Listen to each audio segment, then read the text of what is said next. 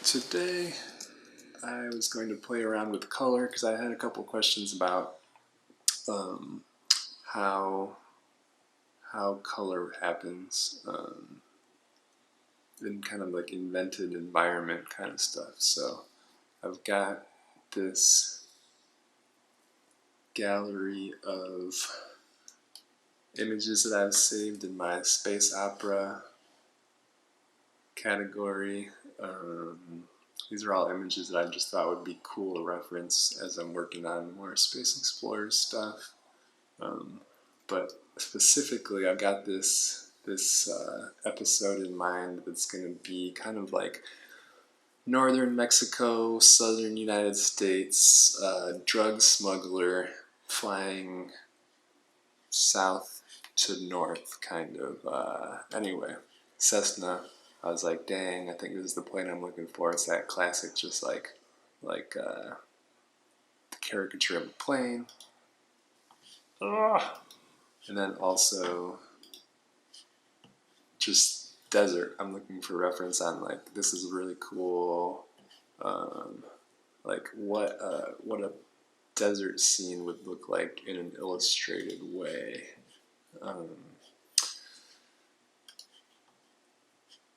Yeah, this was a cool thing. Antonio was showing me a trailer of this thing. It's like some kind of cell shaded game. Thought that could be pretty cool. Anyway, so that's my reference. I'm basically combining a plane with a desert, mountainous desert land. So I'm not going to focus on drawing at all. I'm just going to focus on color. But basically,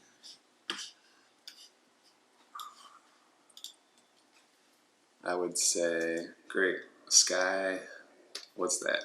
And like at first, I don't even care about mixing that much. It's more about just like, okay, the plane's got some red in it, and then we're gonna have some kind of desert. And so if you just start with these like out of the crayon box colors, it's fun, it's easy, and that's pretty much, yeah, let's call that done.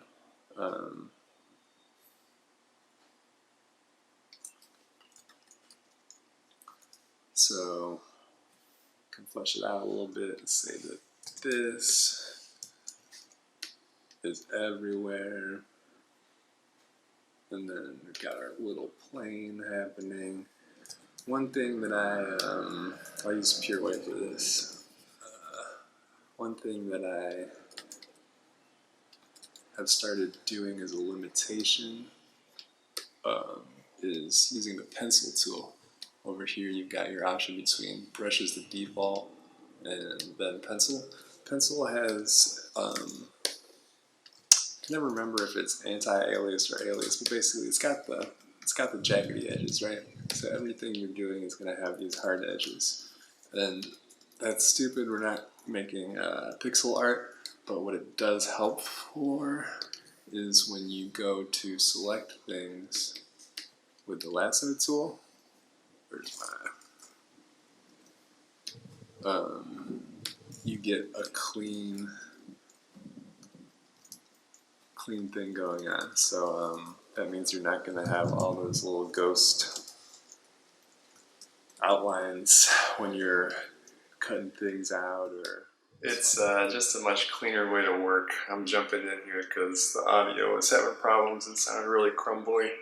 But basically, when I'm done with an image, I'll merge things down and blur them, and kind of like that helps to add back in some of those soft edges that you lose by working with just pixels. Because you don't want that jagged crustiness in your final file, but it just like makes it easier to work with, I guess. Like the advantage of working in a raster system like Illustrator is that you have this kind of infinite editability, I guess, but if you're working with pixels like this, instead of the kind of blurry, smudgy way that you usually work in Photoshop, it does feel like it's a total pixel, like a million little square vectors. I guess that's what I'm trying to say. It feels cleaner. Anyway, so this is me like labeling some layers so I don't get confused. And then I'm probably going to talk about how you can just draw with a small pencil tool, something like 8 pixels, and then switch over to the fill bucket and just like pop in some color, because that's like another advantage to using hard edges like that. So this is what my scene's looking like, and now how could I make it better? Usually what I like to do is, and I guess, basically look at it and say, what's wrong with it? What's the most wrong with it? The thing that I think is most wrong is this yellow, looks like Lego. I want it to be more subdued, maybe more red. I'm saying this first because I think it's important to look at something and know what you want to do before you do it. Because that's an important part of learning. Okay, that looks a little more like rock, but now this background blue is, the values are too similar, so I'm going to brighten it up for it to read better. And then sky, let's not have it be so aqua. Usually I work from very saturated to desaturated just because you never really, I would never have picked this turd brown from a color picker and said like, oh yeah, I want to make an illustration with that. But as you start to push these colors around, you're going to find the one that balances it out and makes it look nice. Alright, so already I'm buying into that a little bit more. What would a second color in here do? Usually I'll start with just color picking that color in a new layer, and then hue saturation is really where it's at, because with these 3 sliders I can do a lot.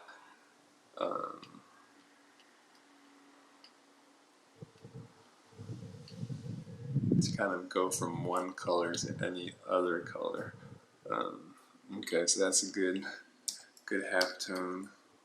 What did I do there? I think in general, if you're talking about creating a shadow, like a tone that would be in shadow, it's obviously going to be darker, but then I would also make it cooler. Instead of adding more yellow, green kind of looks, it comes to the foreground instead of recedes. So make it a little cooler, and then probably a little less saturated. I think dark, cooler, and less saturated as the trifecta. That's like, now we're going back. So I'll use this new color to, as I said, I'm not trying to make a beautiful picture here. I'm just trying to get a color study. So, here's this mountain range that the plane's flying over. Might say, okay, what if there's some more interesting stuff going on here? Get it away from that plane a little more. I feel like there's all those plateaus and stuff. Maybe I'm thinking of Salt Lake, Utah more, but yeah, that was nice. So now let's go into this plane and say, now I'm just doing color study, but I really care about this plane, so I might look at my reference a little more. It's basically like a hot dog with a little cockpit window bubble, then wings, tail, cool. So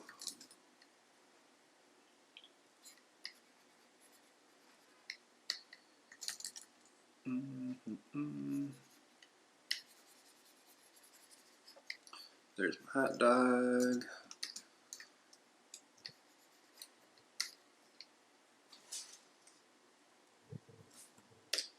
Trying not to worry about things.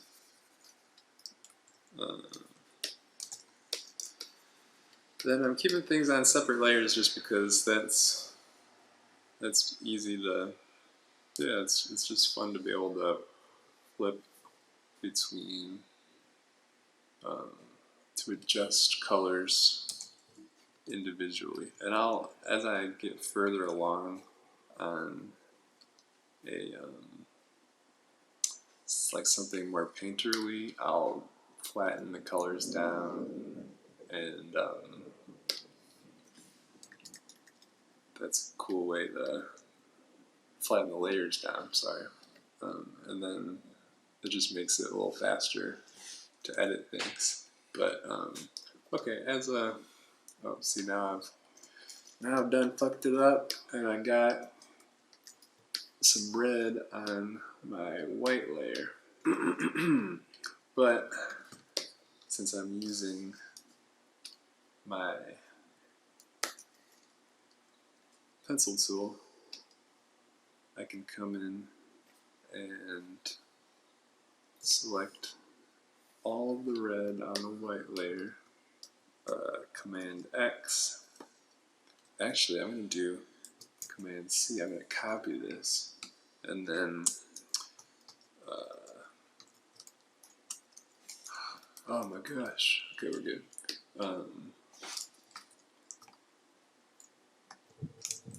That's weird.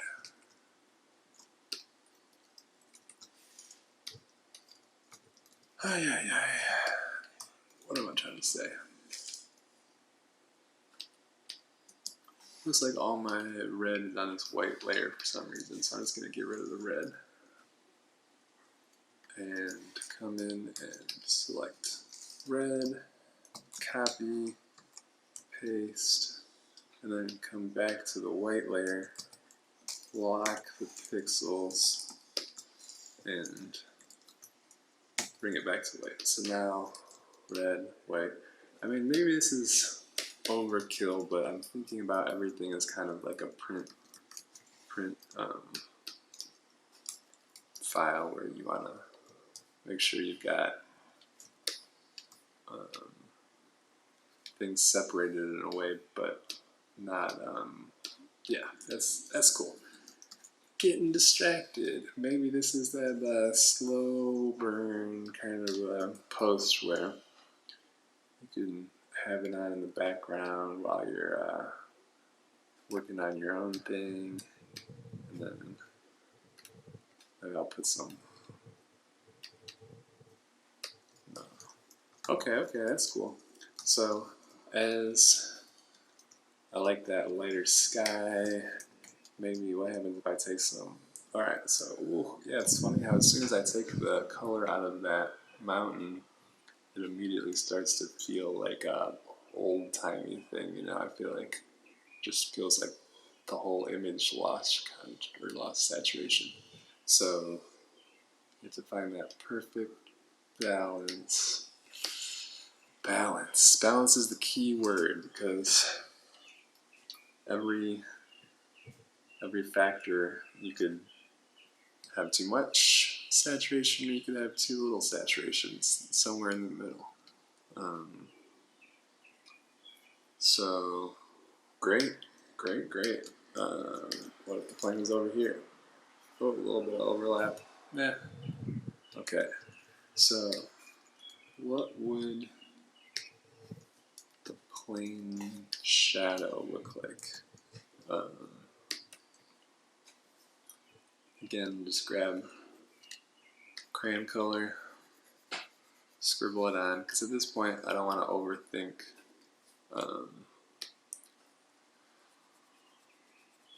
what color it is. I just want to put it down and say that's where it's gonna be. Oh yeah. Scribble, scribble, scribble. So this is a choice where I'm saying where's the light source coming from, and it's pretty much straight down, and it's on the left side of the plane. Because if it was on the right side, I might have to think about, like then all of the, this would be dark, there'd be more of like a rim thing like that. I guess that would all, I don't know. Anyway, so this feels good. Love it. Wait, yep. Okay, so now the dirty way to do this is to just come through and multiply. I say dirty because I think from like a painting perspective, you want to always be able to control your colors. This is like a procedural way to do shadows, but it's not necessarily like a painterly way to do it. Because you're basically just saying like, all right, combine this color with everything underneath it.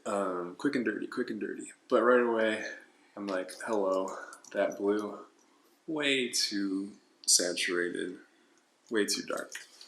So come back to my hue saturation. The hotkey is Command U if you're not familiar.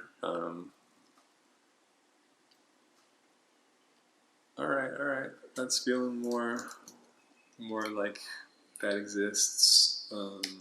Drop the saturation down. Oh yeah. And again, it's like it's a warm day, but the shadow's cool. Shadow's super cool. Alright, so now I'm like, if this is the shadow color on white and red, I wonder what the shadow color on that rock, how it compares. So since I have a pure white here, I know that this is going to be my true color regardless of whether or not it's multiplied. So this is just a non-multiplied layer. I'm going to bring it on top of my mountain and multiply. And now you can see the difference between what this shadow is doing to the white and the red compared to what it would do to the mountains. And yeah, so if I were to take this shadow color on the mountains and swap it out, it feels too contrasty. So that's what I mean about you just don't want like a one-size-fits-all shadow color because it's not always going to be appropriate. Also, I think because our plane is the focus, it's in focus, it's closer to the camera probably, so you would have a darker, there's less atmosphere. So like that would be an interesting thing to do. This is probably ahead of time, but like what would a gradient look like if this mountain range is kind of transitioning from over here, super close to us, over here is super far away. I just started figuring out clipping masks like 2 months ago. I'm pretty embarrassed, but come over a gradient tool, fade to transparent, and then again, like why care too much about the color, but I'm just going to use this shadow tone and go blink, and immediately drop down, drop up. No, what am I trying to do?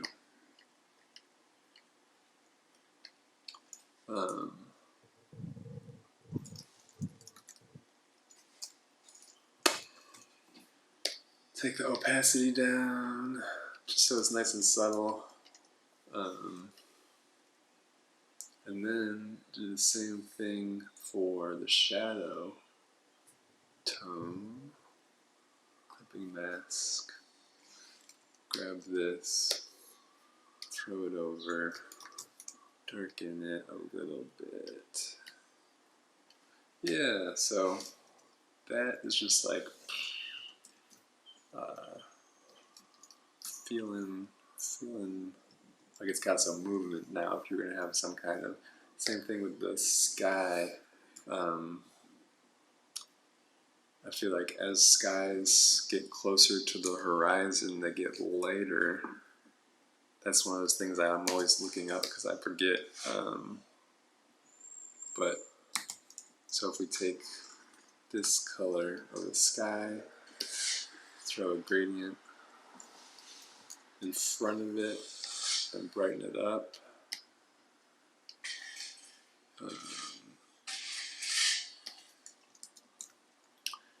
I mean that gives it like a much more photographic feel. Now I can bring this gradient down depending on how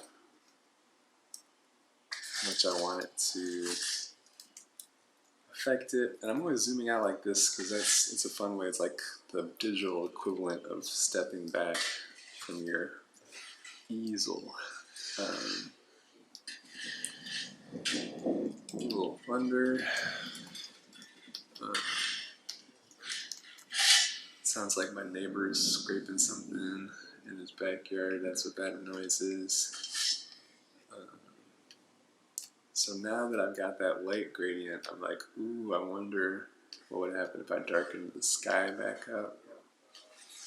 And let's see, get that real. Whoa. So that's feeling photographic. Cinematic. And so, yeah, already this is feeling like more of a picture, less of a, I should say it's more of like an in-camera. All this stuff is like, how do you distill what makes something feel real without just going straight towards photorealism? You know, there's no reason that you need to go in and like hack away at all this stuff on a micro level if all you're trying to do is give the illusion. So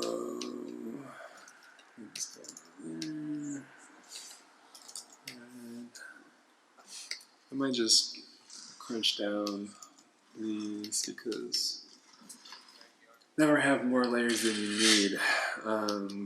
Yeah, same thing with the sky. Why not just cool? Alright, so maybe bring in a little more visual interest to this. This is where I might go back to my my reference. Never use the reference more than you need to. That's what I say. What's the allegiance is always to the drawing, not the reference. That's like my take, because I think it's too easy to get distracted by trying to make something look like your reference, but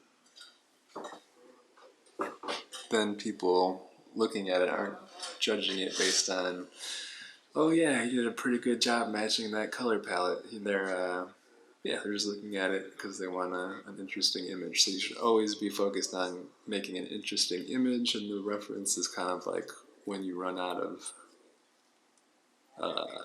clues for how to make it more interesting. Like this, It's almost a similar palette because you've got this like red and white of the plane, got the background, um, this like desert brown, stone brown. Um, I like these purpley blacks. So I wonder if I could do the mountain range kind of stuff in more of this kind of. What would that look like? I'm going to change this. It's basically like a lot lighter, a lot less saturated, and a little more yellow. Blah. Already I'm like, what am I doing? That's gross. Always flick on that preview to see what you're working with. But there's, I feel like there's a halfway somewhere.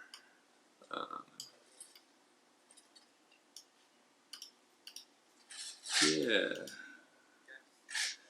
But now I'm like, ooh, maybe it just needs to have more color. Because I like this color, I just don't want it to be so dominant. So I'm gonna go cancel that, grab it, new layer.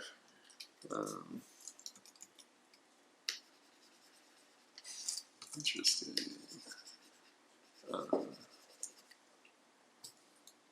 And then, what did I do? A little lighter, a little more yellow, a little less saturated, maybe a little more saturated. Nah. Basically, here's like a second stone color.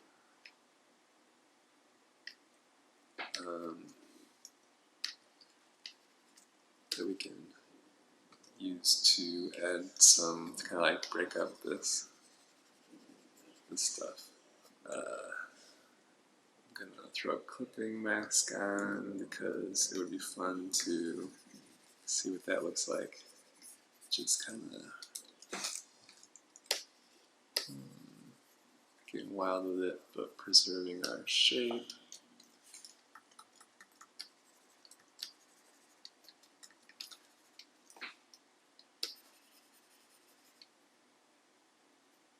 Yeah, okay, that feels more, gives it a little bit more fidelity. Cool, I'm in. Flatten this stuff down. I mean, why not just flatten the whole thing? I don't care. Maybe not. Let's see if I can do something wacky with this first.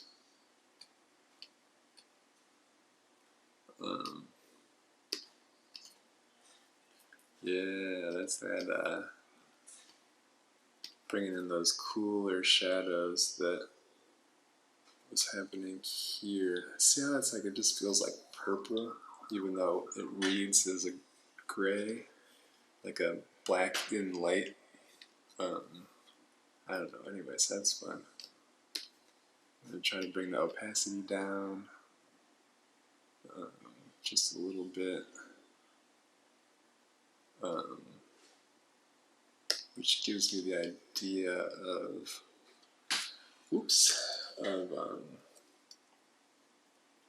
so atmospheric perspective that we were trying to do with the gradient.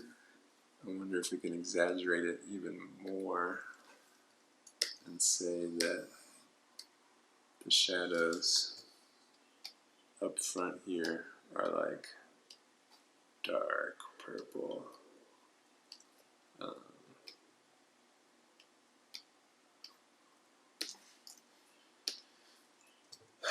But since that's competing so much, I'm just going to brighten the whole thing up.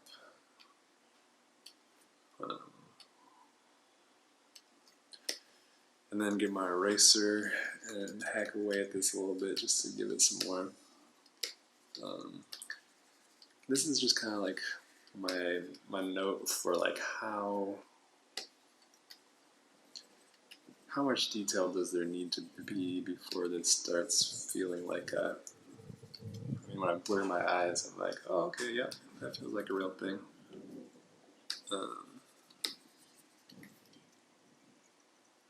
Yeah. Cool. Then I'm going to throw another layer over this because I want to take this to the extreme with the atmosphere. Whoa.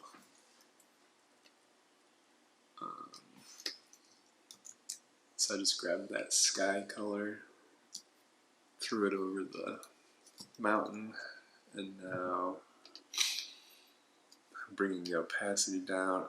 Opacity is definitely like a quick and dirty way to do atmospheric perspective because, yeah, I'm basically taking that sky color and giving it a haziness.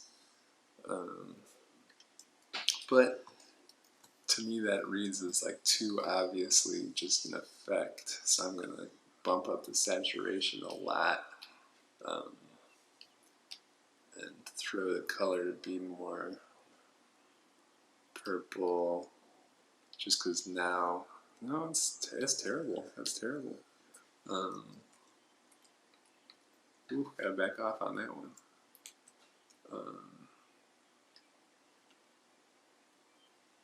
What could I do? What could I do?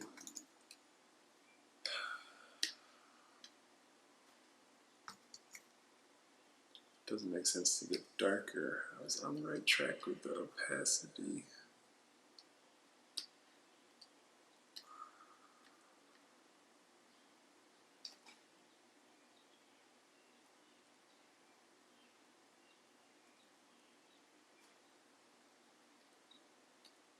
I don't know, good enough for who it's for. I'm just gonna say,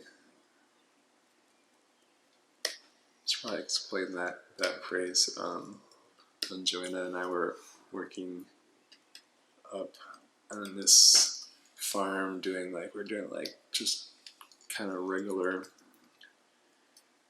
help, a lot of the manual labor stuff for like a organic vegetable farm kind of thing. And whenever we were having questions about how much work to put into a task before it became cost prohibitive,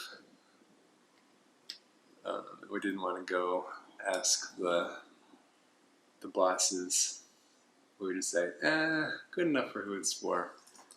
Because I think that's an important thing to always be thinking about is, is it good enough for what it's supposed to do? Another thing, when I took guitar lessons back in the day, back in high school, my teacher would always say, good enough for rock and roll. Like that punk kind of attitude of like, hey, we're not trying to, it is what it is. Alright, so back it up. This is what I would call it's feeling like a photograph. It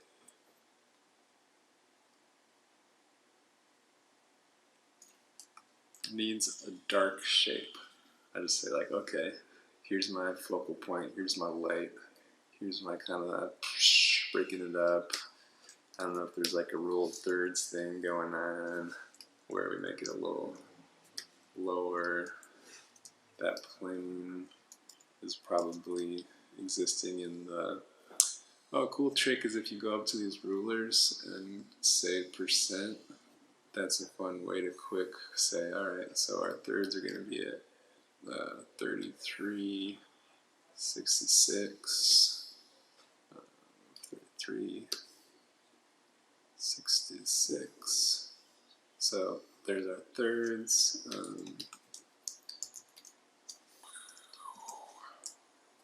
That's kind of our 1/3 is mountains.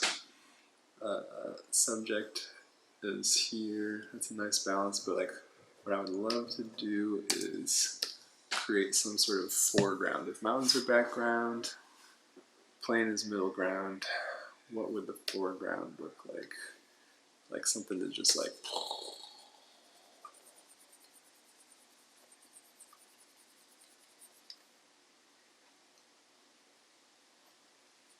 you know, like the camera's coming around some kind of pillory mountain thing in the center or in the foreground. Um, and then, it could be on the other side. What would that do? It could be, maybe it doesn't need to even be that high.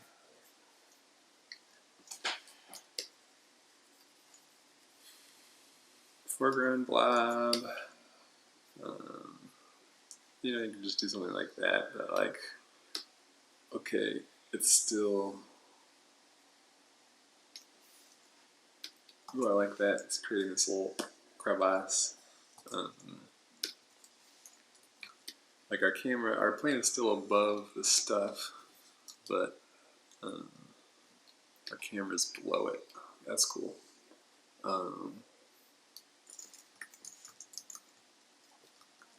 And then just to balance that out a little bit, what would it look like to have like a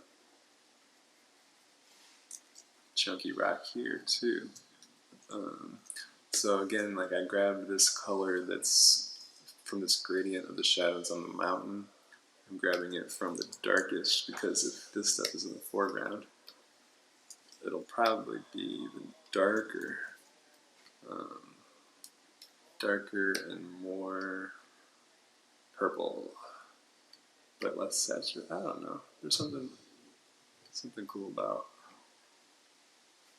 just bumping these around. I mean, it's the whole filter culture of just like, oh, just tweak the levels, which I think the most kind of integral way to go about that is to just keep things separated. As long as you're tweaking the levels on one color, it's much easier to avoid that kind of like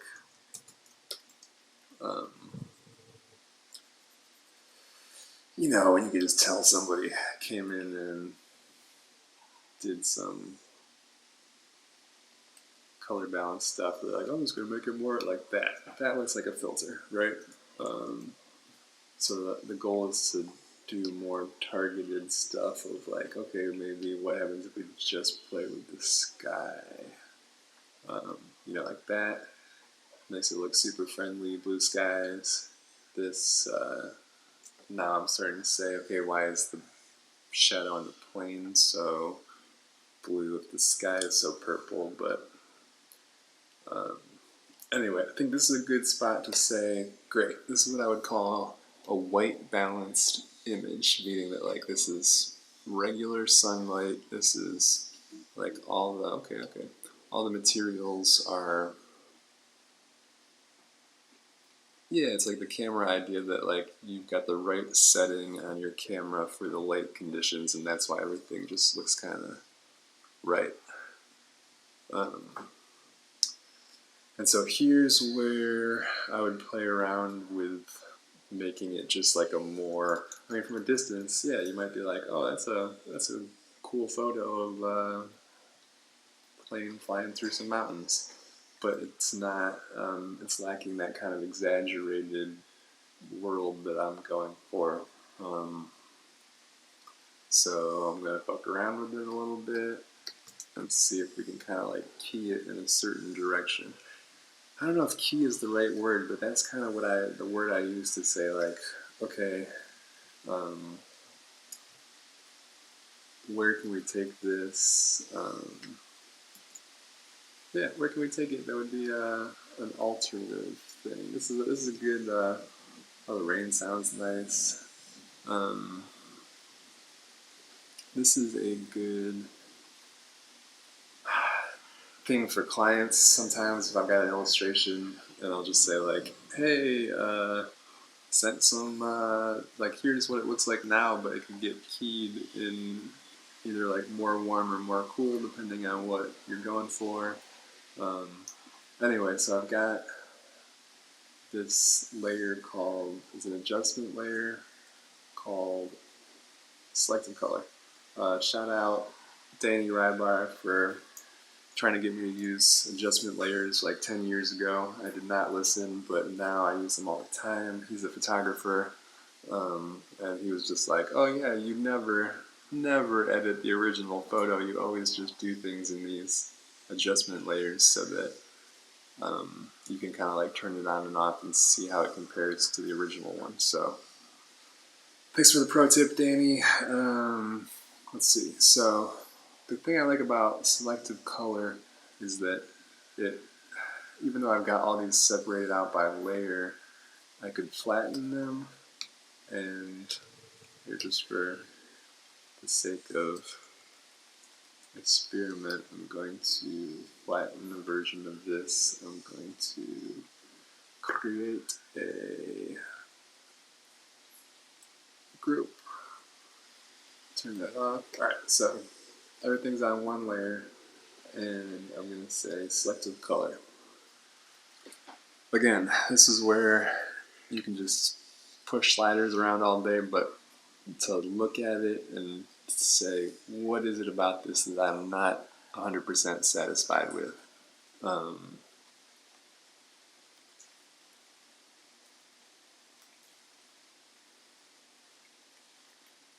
That sky just makes me think of just like basic, it's too purple.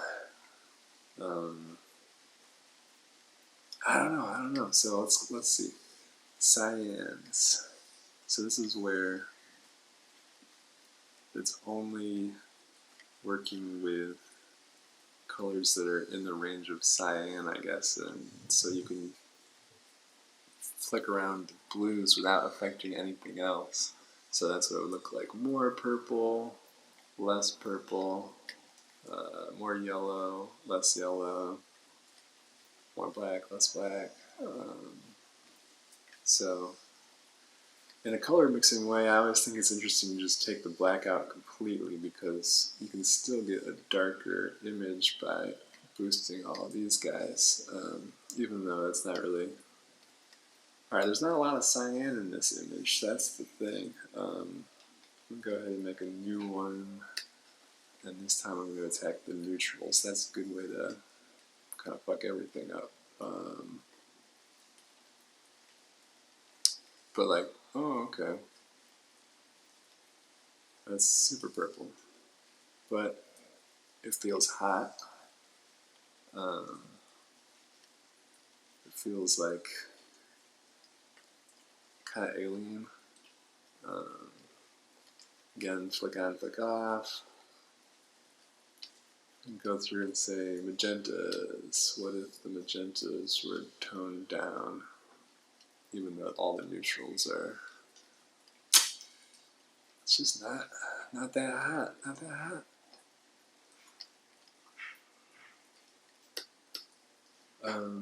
The one thing that I always do. Oops. This is what Ian always says. Split the D.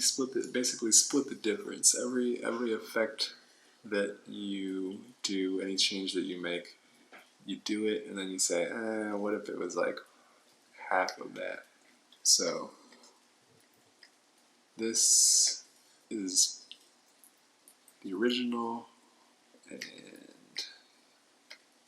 this is the full adjustment, and I think that 50% is, I'm happy with that. Alright, another great adjustment layer is levels.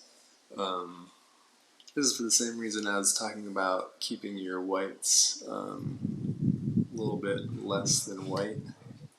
This is a great way right here to just bring down all of the white. Yeah, it's basically saying like this is your limiter, this is your compression light values. So I think that this is, I mean, a lot of times when I think about what makes something look cinematic, it is just darkening it. I think when you use these out of the box colors, it's easy to come up with something very bright. But so if we were to throw this in a theater situation, it's a bright scene.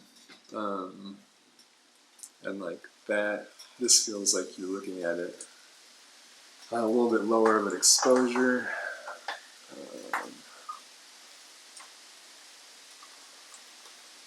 Wow, there's the ring.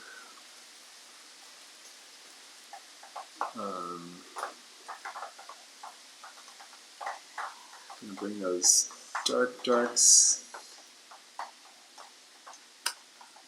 because I feel like, so if you want, that's what it would look like if you had the darks be black.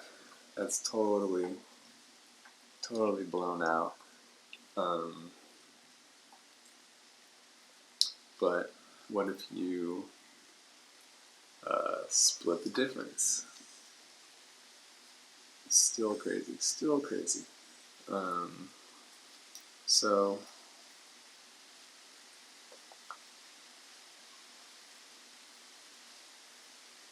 tweaking.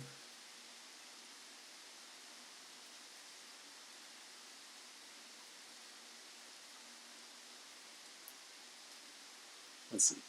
Original, that's the new. Original, new. I like it. I like the change.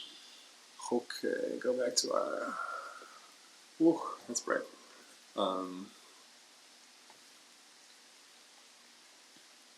Now I'm going to. I don't think this is really doing anything.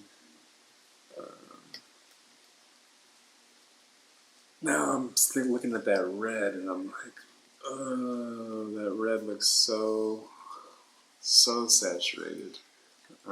So I'll come through with a selective color and red, and I say, again, this is where I like to test myself and say, what is it about it? Well, it's got too much magenta. Oh, that's doing everything. All right, this is where I would say, screw you selective, screw you merged file. I'm going to go back to my layered file, and I've got the red all on one layer. Go back to my hue saturation and just say, this needs to be less saturated. This needs to be more yellow.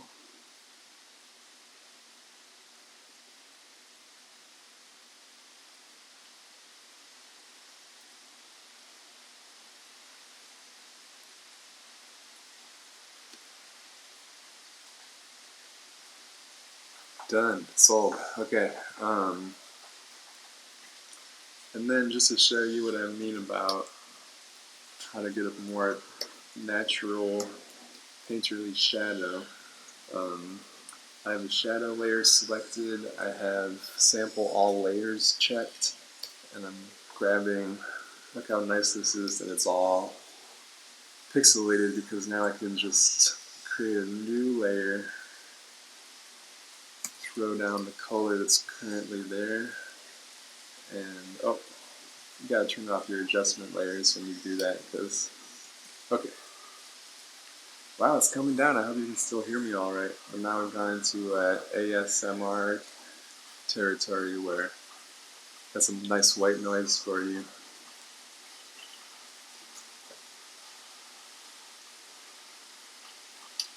So, where's my layer? Okay, so see how these shadows are all on their own now. I can say, alright, if the white shadow is this blue that's kind of derived from the sky, the red shadow is going to be more red than blue. So take it from the center more towards the purple. You see how that just like feels more like a shadow of red than the original feels like an orange shadow? Yeah, again, it's just like making the shadows cooler. Maybe even a little lighter because there's no reason for these red shadows to be so much darker than the white shadows.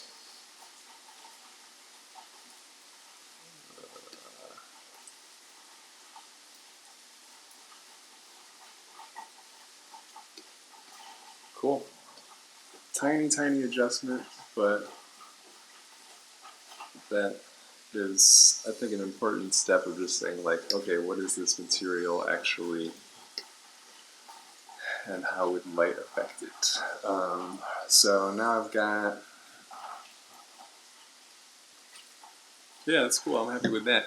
Now I'm thinking about how this is all moving, and I guess now I'm looking at this and saying, like, why is this so green all of a sudden?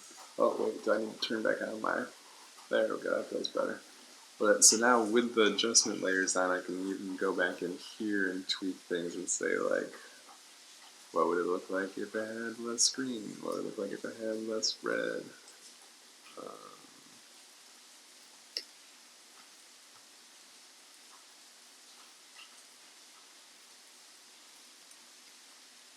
cool, sold. But then now I'm like, gotta bring that value up a little bit.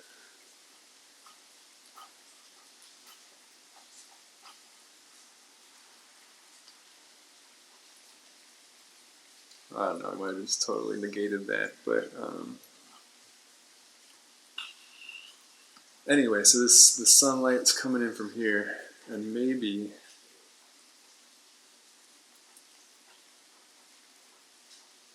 dang, I know what I need to do. I want, in an animation, I would want this play of, like, okay, the plane is flying through an environment, but in order to cement that as reality, it needs to interact with the environment somehow, and we can do that with a shadow on the mountain. So that's another great reason why the light should be on the left side of it, because I want to throw the shadow down here. But right now I'm looking at it, and in space I don't think that, I think if the sun was coming down here, the shadow would end up off camera. So I'm going to take this plane, make it smaller. Let's check our thirds.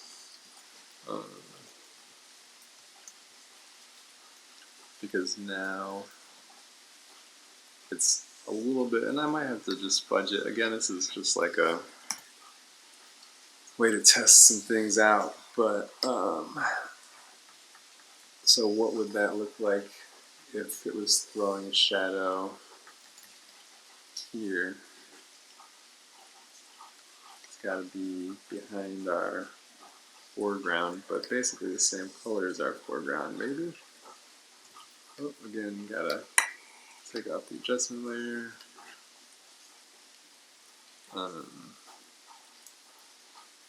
So yeah, this shadow's kind of creeping along on the surface of the mountain. Here's the left wing, here's the right wing, and then where that mountain folds over, the shadow probably disappears. Uh,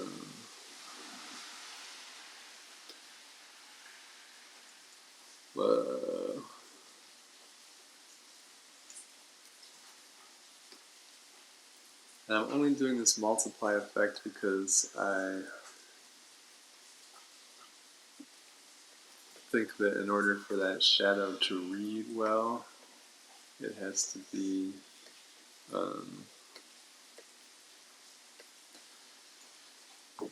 affected by all of the detail happening in the shadow. You know, if it was just a solid color, it wouldn't read so much like a shadow over other shapes. But I'm going to bring up this, whoa, cool it down.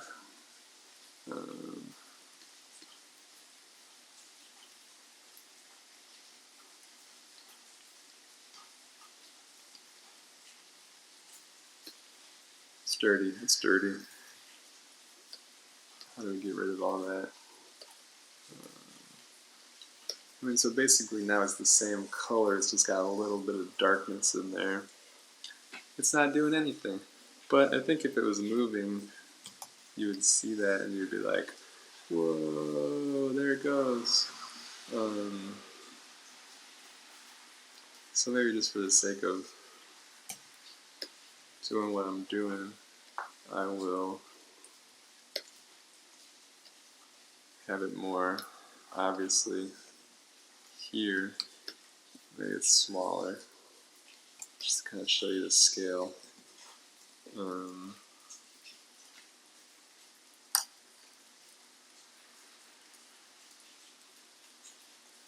I don't know, it's not doing what I want, but that might be a challenge for another day.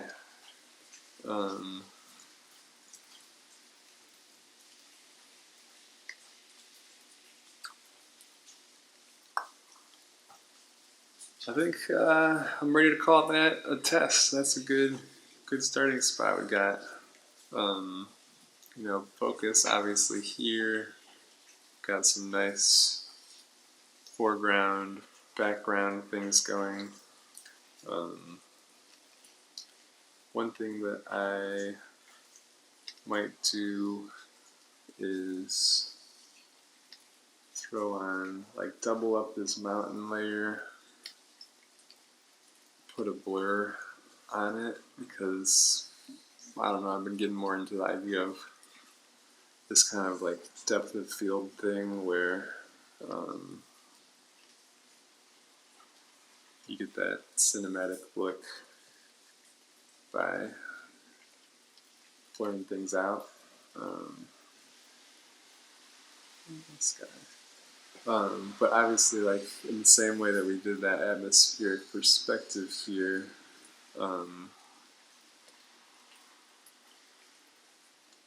you want the stuff in the foreground to be a little crisper. So I can come through and tone this down a little bit. Whoa.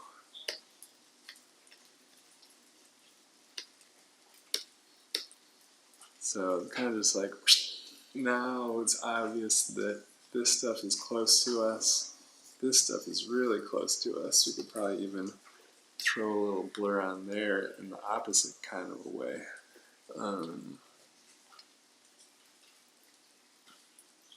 And that's got that kind of like tilt shift feel, so it's maybe a little too much. But basically,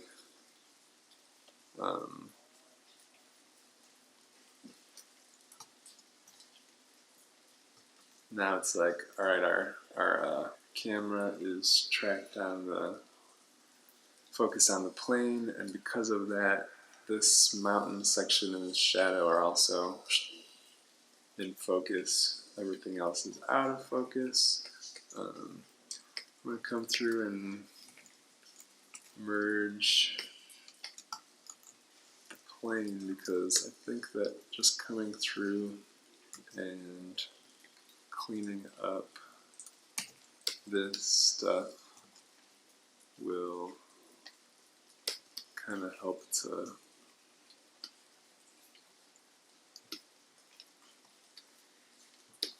make it do what it's actually doing.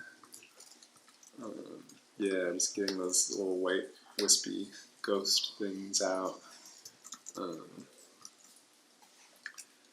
Okay, and then here's where I would just merge everything and throw on some tiny bit of blur to counteract my chunky pencil tool. So just enough so that there's not hard edges. I think that's, on the first Space Explorers, we just left those hard edges on, and I think that it's distracting. It's like a cool cool idea from a process point of view, but from like the way that the video is, I don't know, just it calls more attention to the edges than I want. This gives it more of like a film kind of a thing. Another thing I've been playing around with, since so many colors are flat, I think that it, like, when things get compressed, it helps to have a little bit of noise on there, just so like as a JPEG or something, it's kind of like not, yeah, I feel like it's hard to save a file that has just huge areas of one color, so this is like a super subtle way to give it that like confusion. Yeah, the sky has a little bit of banding and stuff, but that's it. Another thing that I sometimes will do is just like throw on a multiplied. Ooh, yeah, so this is, alright, let's call this done, but, for the same way that we are talking about keying things a little bit, one thing I'm super interested in is how when people shoot night scenes, it's often shot in the day, but then just like, you know, color graded like crazy in the post-production. So like this would be a like quick test to see how we can turn this into a night scene very quickly. And so what happens at night is not only is there this darker thing happening, but it's like the moonlight, if that's what's happening here. Basically, like, darkness is not just like darker daylight, it's got its own kind of desaturated, something about the cones and rods in your eyeballs. So I would leave that blue multiplied layer over, but I would desaturate the image just to kind of like counteract that. Because like here it just looks like blue over, I don't know, it's a nice nice effect, but like, oh, I mean red, here's another reason for the color thing. Red is not, I'm losing my thought process. Basically, reds are a color that you don't really see at night. It's more of just like a purple. So I'm going to just suck all of the yellow out of this. Oh yeah, I'm just doing that for the mountain too. That feels good. And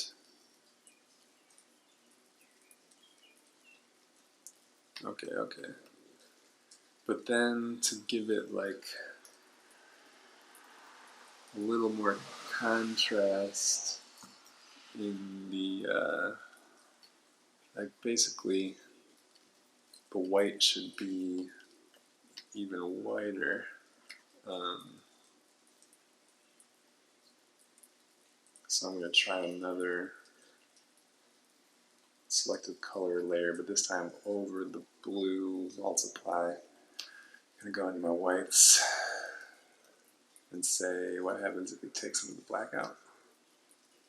It's not even white enough. All right.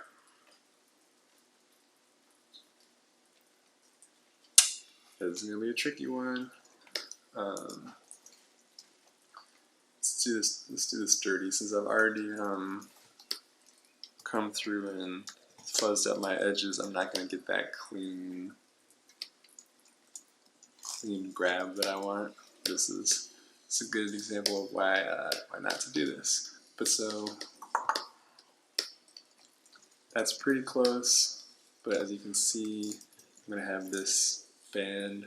Another quick dirty thing you can do is expand the selection. So that kind of just like, it probably only needs to be about 1 pixel. But that helps to kind of close the gap between those two colors. So I'm going to go above my blue layer. I'm going to sample this color, hit it. So that's kind of what we had going on there. But now I have the freedom to brighten up just that color. So that when we pull back, now it's like, what is that? Again, split the difference. Yeah, that just like feels kind of good.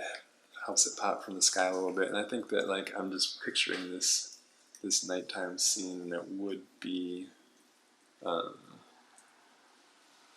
yeah, something about that white in the moonlight just kind of glows, right? So that's there it is. That's some ideas about how to bring some color into illustration. I hope that's interesting. Thanks for sticking around. Let me know if you have any questions. Bye.